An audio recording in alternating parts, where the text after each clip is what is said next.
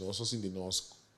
hopi, agradecido e honrar com umas coisas como coçou para vir aqui, não? Então, o qual impressiona-me imensamente tá em diferentes países, até tem de Azerbaijão, país na hopi leu de nós, até outro também, tá de Abu Dhabi, tudo isso aqui, não? Então, pida que do nós exposure mais grande mês, então seguro nós temos que ter dois mãos de com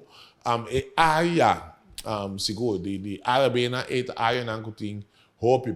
potencial tanto para inversão também não turista não ou que não visitar país não gasta hopi então de quatro e também me vou invitar como primeiro-ministro e provavelmente me visita também a secretária-ministra de economia caminha nós por baixo não vai ter encontro de 6 lunas largo pero caminha não mostra mundo, o qual não tem para oferecer, pode outra maneira também não do nosso espaço para nós também para mostrar, não já é banda aqui que não tem, então nós vai roubar leu de conversação, nós vai com asta, não está deseado ter uma linha direct, nós vai possibilidade não, so não está deseado de escala, para dentro outro avião não está deseado de ter na mesa avião para seguir, nós começa a pensar acaba de direção de tanto lá como América,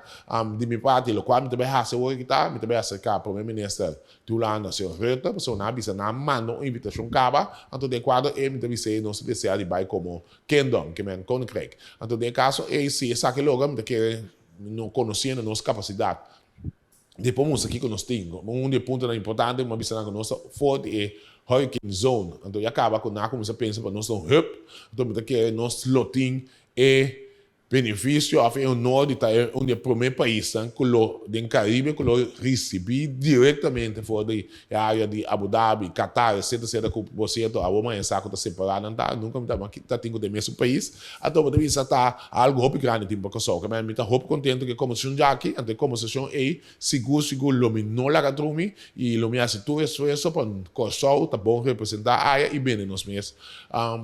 tudo recurso que nós temos aqui